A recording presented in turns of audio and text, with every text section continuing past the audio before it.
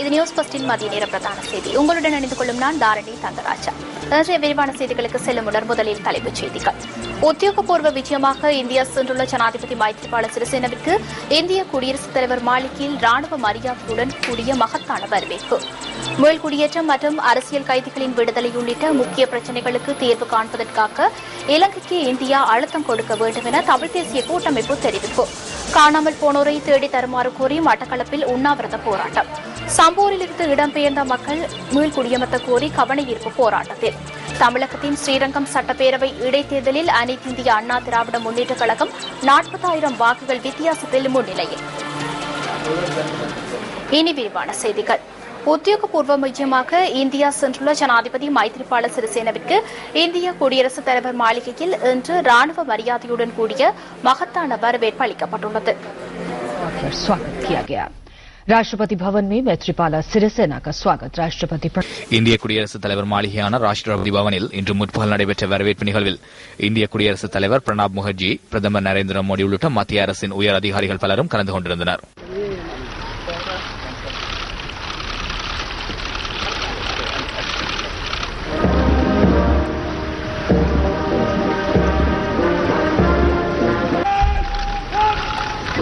ஜனாதிபதி மைத்ரிபால சிறிசேன இதன்போது இந்திய ராணுவத்தின் அணிவகுப்பு மரியாதையை ஏற்றதாக ஜனாதிபதியின் ஊடக பணிப்பாளர் தர்மஸ்ரீ பண்டார ஏகநாயக்க நியூஸ் ஃபர்ஸ்டுக்கு தெரிவித்தார். மகாத்மா காந்தி சமாதிக்கு இன்று முற்பகல் ஜனாதிபதி மலரஞ்சலி செலுத்தியதாகவும் அவர் கூறினார். இதேவேளை இன்று பகல் வேளையில் இந்திய வெளியுறவுத்துறை அமைச்சர் சுஷ்மா ஸ்வராஜை ஜனாதிபதி மைத்ரிபால சிறிசேன சந்தித்துள்ளார். ஜனாதிபதி மைத்ரிபால சிறிசேனவிற்கும் இந்திய பிரதமர் நரேந்திர மோடிக்கும் இடையிலான இருதரப்பு பேச்சுவார்த்தை இன்று மாலை நடைபெறவுள்ளது. அதனைத் தொடர்ந்து இருதரப்பு உடன்படிக்கைகள் சிலவும் கைச்சாத்திடப்பட உள்ளன.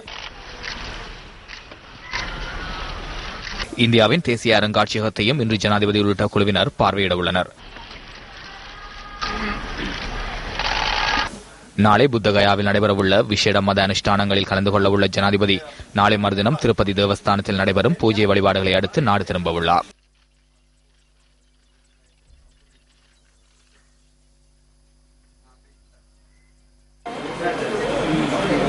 ராணுவத்தினரின் கட்டுப்பாட்டில் உள்ள மக்களின் காணிகளை விடுவித்தல், அரசியல் கைதிகளின் விடுதலை உள்ளிட்ட முக்கிய பிரச்சினைகளுக்கு தீர்வு காண்பதற்காக இலங்கை ஜனாதிபதிக்கு இந்தியா அழுத்தம் கொடுக்க வேண்டும் என தமிழ் தேசிய கூட்டமைப்பு தெரிவித்துள்ளது. இந்த பிரச்சினைகளுக்கு உறுதியான தீர்வுகள் எட்டப்படும் வகையில் இந்தியாவின் அழுத்தங்கள் அமைய வேண்டும் என கூட்டமைப்பின் ஊடக பேச்சாளர் பாராளுமன்ற உறுப்பினர் சுரேஷ் பிரேமச்சந்திரன் கூறுகின்றார். ஜனாதிபதி மைத்ரிபால சிறிசேனவின் இந்திய விஜயம் குறித்து நியூஸ் பஸ்டிற்கு வழங்கிய செவ்வியிலேயே அவர் இதனை குறிப்பிட்டுள்ளார். இலங்கை தமிழ் மக்களுக்கு அல்லது ஈழத்தமிழ் மக்களுக்கு இரண்டு முக்கியமான பிரச்சனைகள் இருக்கின்றது. ஒன்று, யுத்தத்துக்கு பின்னால் ஏற்படுத்தப்பட்ட பிரச்சனைகள். அது மக்கள் மீள குடியேற வேண்டிய பல ஆயிரக்கணக்கான காணிகளை ராணுவம் கைப்பற்றி வைத்திருப்பதும் மக்களை கூட மீள குடியேற விடாமல் தடை செய்வதும் என்பது ஒரு பிரச்சனையாக இருக்கின்றது. இரண்டாவது விடயம், அதே காலகட்டங்களில் பல நூறு இளைஞர்கள், யுவதிகள் கைது செய்யப்பட்டு இன்னும் சிறைச்சாலைகளில் வைத்திருப்பது, அவர்களுக்கு பொது மன்னிப்பு வழங்கியவர்கள் விடுவிக்கப்பட வேண்டும் என்பது. மூன்றாவதாக, பல ஆயிரக்கணக்கான ராணுவத்திடம் சரணடைந்து காணாமல் போயிருக்கிறார்கள், இவர்களை கண்டுபிடிக்க வேண்டும் என்ற விடயங்கள் முக்கியமான பிரச்சனைகளாக இருந்து கொண்டிருக்கக்கூடிய பிரச்சனைகளாக இருக்கின்றது. ஆகவே இந்த பிரச்சனைகளுக்கு உடனடி தீர்வு காணப்பட வேண்டும். அதனை இந்திய அரசாங்கம் இலங்கை அரசாங்கத்துக்கு வலியுறுத்தி கூற வேண்டும் என்பது ஒரு விடயம். இலங்கையில் தமிழ் மக்கள் எதிர்நோக்கியுள்ள இனப்பிரச்சினைக்கு முழுமையான தீர்வினை காண்பது தொடர்பிலும் இந்தியா அழுத்தம் கொடுக்க வேண்டும் என பாராளுமன்ற உறுப்பினர் சுரேஷ் பிரேமச்சந்திரன் கூறினார்.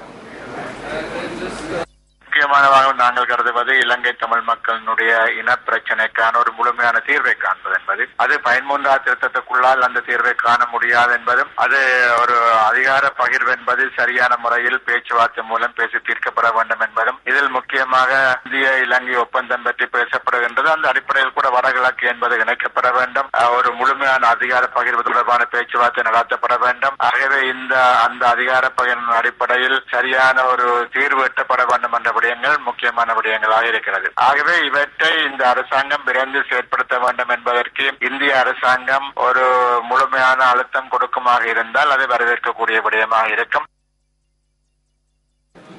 திருகோணமலை சம்பூரிலிருந்து இடம்பெயர்ந்த மக்கள் இன்று கவனஈர்ப்பு போராட்டத்தில் ஈடுபட்டனர்.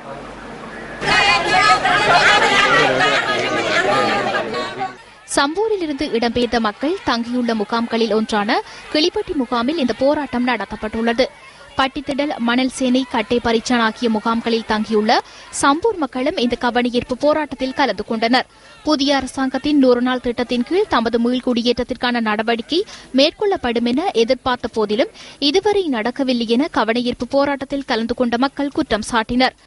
நாங்க சம்பூர்ல இருந்து இடம்பெயர்ந்து தற்போது கட்டவர்ஜா முகாமில் இருக்கிறோம். நாங்க 10 வருஷமா தகர கொட்டையிலையும் வெயிலையும் காட்டும் கஷ்டப்பட்டு எங்கட கொட்டைகளெல்லாம் தண்ணி ஏறி இப்ப தற்போது எங்க புள்ள கூட இடம்பெயர்ந்து இன்னொரு பள்ளிக்கூடத்தை தங்கி வாழ்ற பள்ளிக்கூடத்தை தங்கித்தான் படிக்கிறாங்க. அதுக்காக எங்கட பள்ளிக்கூடத்தை தந்து அனல் நிலையத்தை நிறுத்தி தொழிற்சாலையும் வேணாம் எங்களுக்கு உடனடியாக எங்கட சொந்த இடத்துக்கு எங்களை ஏற்றணும். அப்படி இல்லைன்னா நாங்க இதான் முதலாங்கட்ட அடையாளம் உண்ணாவிரதம். ஆனா தொடர்ச்சியான போராட்டங்கள் நடத்துவோம். எங்கட சம்பூர் குடியேற்றும் வரைக்கும் நாங்க நடத்தி கொண்டே இருப்போம். நாங்க சம்பூரில் உள்ள சொந்த காணிகளில் தம்மை குடியேற்ற அரசாங்கம் நடவடிக்கை எடுக்க வேண்டும் எனவும் மக்கள் வலியுறுத்தினர். பொறப்பு வளர்ப்பு எல்லாம் சம்பூரி ஆக வேண்டிய சொத்து பத்தி முழுக்க சம்பூரி புலவ கீழே போடுறாங்க. காலத்து புள்ளலாம் எல்லா வசதியும் இருக்குது. உங்களை காலில் முடிச்சு கூப்பிடுறோம். எங்களை சம்பூராக்களை ஏற்றணும். எங்களை ஏற்றா நாங்கள் அப்படி சாவணும். ஒரு நஞ்சை தாங்க குடிச்சு சாப்பிட்றோம். இப்படி சீரடி வளர்த்த விட நாங்கள் காணாமல் போனோரை தேடி தருமாறு கோரி மட்டக்களப்பில் உண்ணாவிரத போராட்டம் நடைபெற்றது.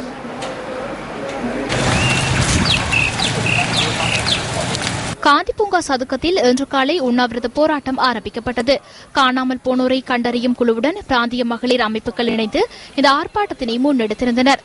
புதிய அரசாங்கத்தின் வேலை திட்டத்தில் தங்களின் பிரச்சினைகள் குறித்து ஆராய வேண்டும் என்றும் உண்ணாவிரதத்தில் ஈடுபட்டவர்கள் தெரிவித்தனர்.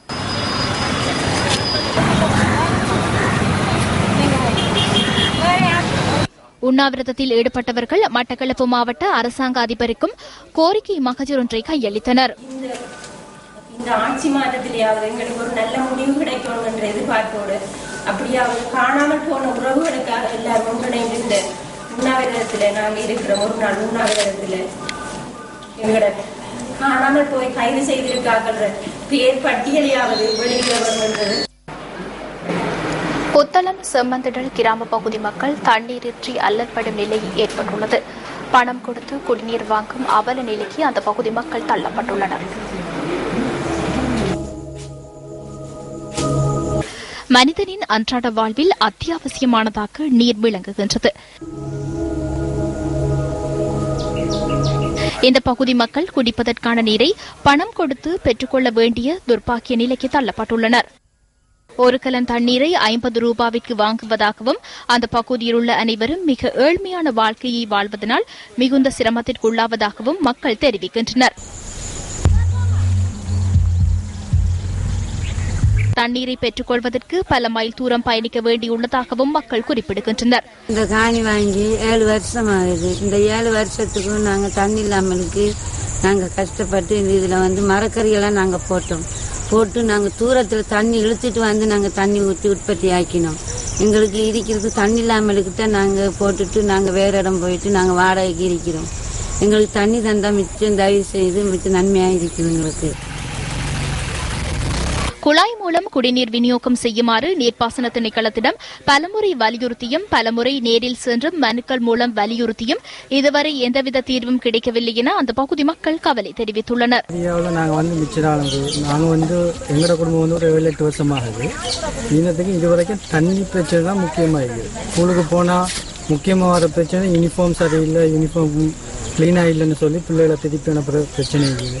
அது இல்லாமல் எங்கட குளிக்கிற பிரச்சனை, டொய்லெட்டுக்கு தண்ணி எடுக்கிறதா இருந்தால் கூட இங்கேருந்து நாங்கள் எப்படியும் 3/4 கிலோமீட்டர் மட்டும் நடந்து போயிட்டு எடுத்துகிட்டு வர வேண்டியதாக இருக்குது. நல்ல தண்ணி குடிக்கிறதுக்குள்ளே தண்ணி எடுக்கிறதா இருந்தால் எப்படியும் 2 கிலோமீட்டர் போகிறோம்.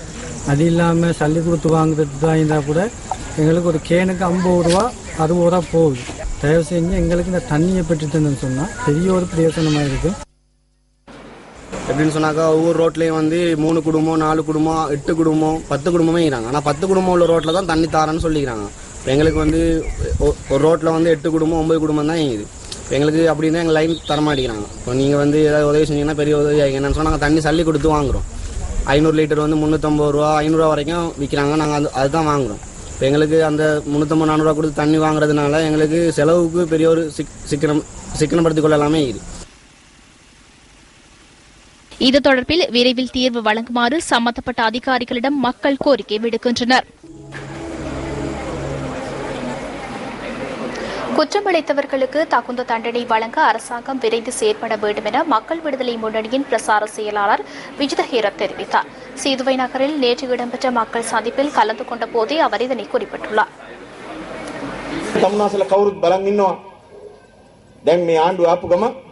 தற்போதைய அரசாங்கம் வருகை தந்தவுடன் கடந்த அரசாங்கத்தில் கொள்ளையடித்தவர்களை பிடிக்கவில்லை என்பதை நீங்கள் பார்த்துக் கொண்டிருக்கின்றீர்கள். ஒருவரையேனும் சட்டத்தின் முன் இதுவரை கொண்டு வரவில்லை. அவர்கள் வெளியேறி விடுவார்களா என்ற சந்தேகம் எங்களிடம் இருக்கின்றது. இவற்றை மூடி மறைப்பதற்கு உள்ளிருக்கும் யாராவது முயல்கின்றார்களா? இது தொடர்பில் நாங்கள் தலையிட்டு முடிந்த அளவிற்கு அரசாங்கத்திற்கு மூடி மறைப்பதற்கு காலம் தாழ்த்துவதற்கு இடமளிக்க முடியாது. ஜனாதிபதி ஆணைக்குழுவாக இருந்தாலும் வேறு எந்த ஆணைக்குழுவாக இருந்தாலும் சரி, நடைமுறையில் இருக்கும் பொறிமுறையால் முடியாவிட்டால் புதிய பொறிமுறையை உருவாக்கி குற்றமளித்தவர்களுக்கு தகுந்த தண்டனை வழங்க வேண்டும். அரசாங்கம் பொறுப்பினை விரைவுபடுத்த வேண்டும்.